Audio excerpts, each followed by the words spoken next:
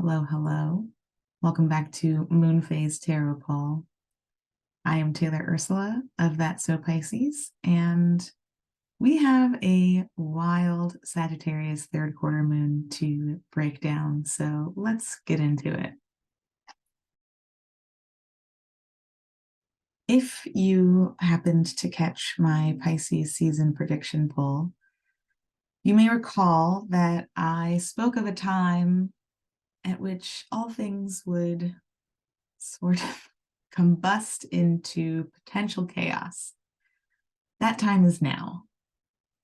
The most important part of this third quarter moon is that this is the same day that we finally reach the last ominous Mars-Neptune square.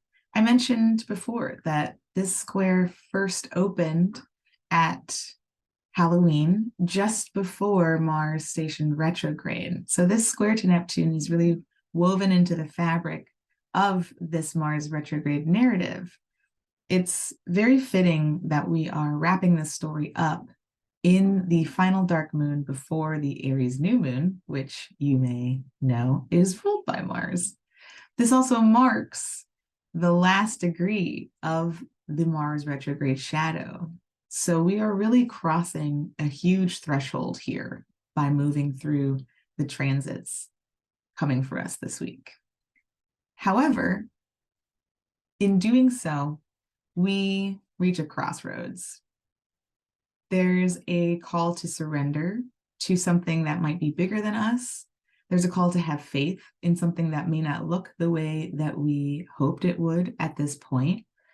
There is something like a big wave, perhaps, that is making its way toward us that we may freeze in front of, we may panic, we may lose all hope.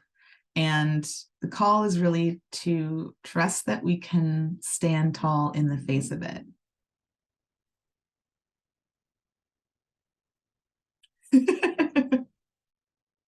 Those of us who live in this kind of environment have already had to endure this. So those of us, my fellow Pisces, my fellow mutables, we're kind of like, what else? Bring it. For y'all fixed people, may feel a little weird. For y'all cardinal people, may feel especially weird. Especially since, as I mentioned, we're moving into an Aries new moon, which is the beginning of the entire zodiacal cycle. It is the zodiac's new year. So what we move through at this time, what we release at this time, really has the potential to set the stage for the breadth of what we can welcome in with this Aries new moon. One of those, the deeper we can go, the higher we can climb on the way out, that kind of vibe. So we're being challenged. This Mars-Neptune square really brings up where we continue to try to move forward and make strides, and yet we continue to hit a wall of something we don't fully understand. Neptune's not meant to be understood. That's why I keep saying the word trust. That's why I keep saying the word surrender, because it's not a tangible entity. It is not a series of real obstacles necessarily. They may appear as real, but they may be connected to something much deeper than what they seem to reflect on the surface. You with me? The astrology of the rest of the week really helps us break down what's brought up for release at the third quarter moon. The day after the third quarter moon, we have the sun meet Neptune. The day after that, we have Mercury meet Neptune, and then we have our Mercury cazimi at 26 degrees of Pisces. And this is where Mercury meets the sun. So we gain a lot of clarity just 2 days after we are sort of faced with and having to contend with something much bigger than us. What feels scary is that Neptune feels so big, so immense, and the uncertainty that it can cause can really entrench us in its wave. If we can hang tight and ride the wave for about 2 days, we get that clarity moment, and a lot of things that felt threatened by the unclarity and the uncertainty, the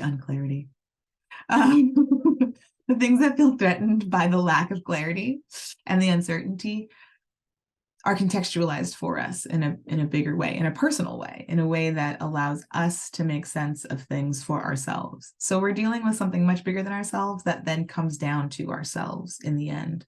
And I think that can really help us clear things out. It can really help us see just how much we've grown in this Mars retrograde cycle and how much we're finally being invited to release and clear out before Mars rules this Aries new moon that comes for us next week. So you can see it's all aligned, it's all connected. This is a Sagittarius third quarter moon, which is ruled by Jupiter, but Jupiter's being ruled by Mars. So it all adds up, it all aligns. Everything that we're being challenged with this week, everything that we're being asked to look at, but read between the lines or see through the veil in some way, it's all bringing us to a point of deep clarity that prepares us for this new Aries cycle that is truly, truly, truly a clean slate in so many ways. Again, we're clearing the Mars retrograde shadow. Mars is going to rule this new Aries moon. And so we're starting off this cycle from a new perspective, having made sense of what we just processed.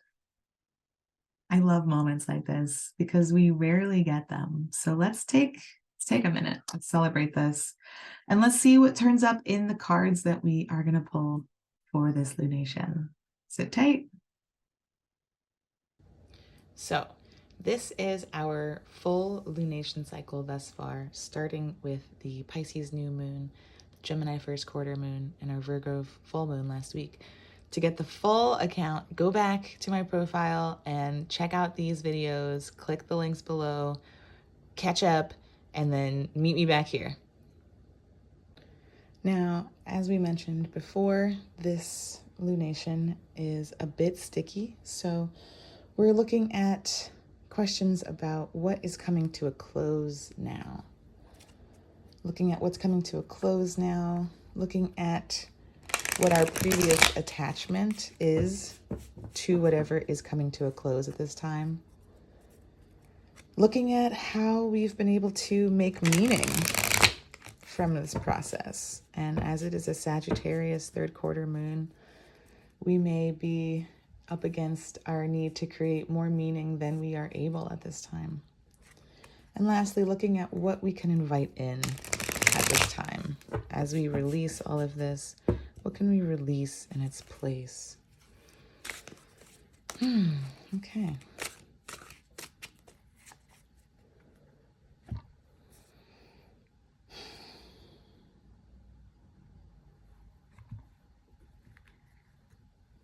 The moment of truth. Let's see what this third quarter moon wants us to know. What is coming to a close now? The sun. Okay. So some chapter about our authenticity is coming to a close now. Some narrative around where we wanted to take up more space, where we needed to tune into our true inner light. And I love this since last week we had the moon show up in the space of what I'm able to celebrate in the light of this moon was the literal moon. And so we talked about kind of celebrating the going into the unknown. And what happens when we do that is we emerge more aligned with ourselves as the sun. So this is a natural progression of this energy. I think that's beautiful. My previous attachment to what is ending now.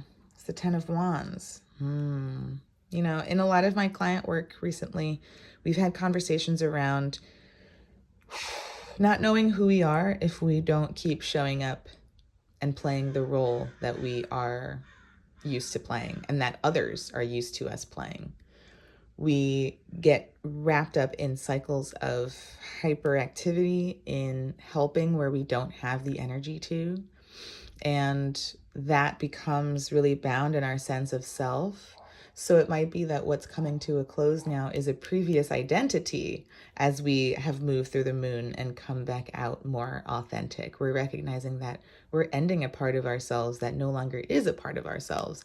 And it may have to do with how attached we are to continuing to be that entity for those around us. When we step out of false identities, we are free, but the people around us, the people who we keep going for, the entities that we endlessly sustain, our relationship to those change. And we become very attached to the role that we play, even if it is to our detriment. How I have made meaning from this. The Three of Cups. We are connecting with the people who really bring out the best in us, who really value how we show up in community and who we are to our friends. We are connecting with the people who really see us emotionally and want to share in what we experience. So this is beautiful. It really carries the flow of this authenticity thread where if we step out of playing roles that are for others that help sustain kind of the status quo, we fear that if we let go of that attachment, we won't be connected to people we care about. And yet what we see here is that we can absolutely release this sort of false ego attachment to sustaining that which does not actually speak to who we are. And we still have community and friends to connect with. What I can invite in at this time, the devil. I love the devil, y'all. All right. I know that this is one of those cards that usually tells us that we're wrapped up in some sort of delusion. And as a Capricorn rising myself, I'm the first to say, like, yes, let's get clear on this. So what we can invite in is clarity on what else we're falsely attached to. If we're moving through this narrative of releasing our kind of ongoing connection to things that deprive us rather than actually uphold us as who we are as people, then it makes so much sense that we would invite in further reflection on where else this is appearing in our lives. There's no mistake that these are two major arcana cards. And we are taking maybe a few steps backward by revisiting the devil. And I love that because the devil is sort of that core feeling of this is the place where I am in life and this is the hand I've been dealt and I'm wrapped up in problematic activities and engaging in vices that don't serve me, but I have no choice. This is the way things are.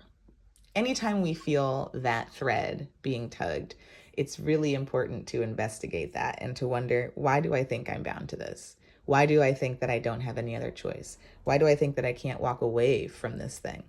The way I designed this is that this skull wearing this crown sort of believes that it is trapped within this fire, and yet the rings continue to move outward. We can continue to move away from this inner ring here if we so choose, but we can really lean into the feeling of being energetically trapped in there. So the invitation with the devil is to invite in deeper clarity around where we might be falsely and egoly attached to any part of our lives that harms us more than it hurts us. And obviously we are living within a system that we cannot control, but we can get clear on where we give to that system, where we don't have to, where we lean into what the system is doing to us in ways that we could actually pull back and reframe. I love this. This is a beautiful spread. This is a beautiful way to end Pisces season as well as to end the zodiacal year. We are clearing out and getting ready for Aries season and our Aries new moon, which begins at 0 degrees. So this is beautiful energy. This is a really lovely message of you've already cleared out some of what doesn't belong to you. So don't be afraid to keep going because there's people here who have your back. You're not ever going to be alone while you navigate this journey. So long as it is in integrity, you will always be able to find those who match you and who can meet you there. Thank you all so much for tuning in. Please send me emails, subscribe, send this along to someone who might enjoy it. And I will see you next week for our new moon in Aries, Paul.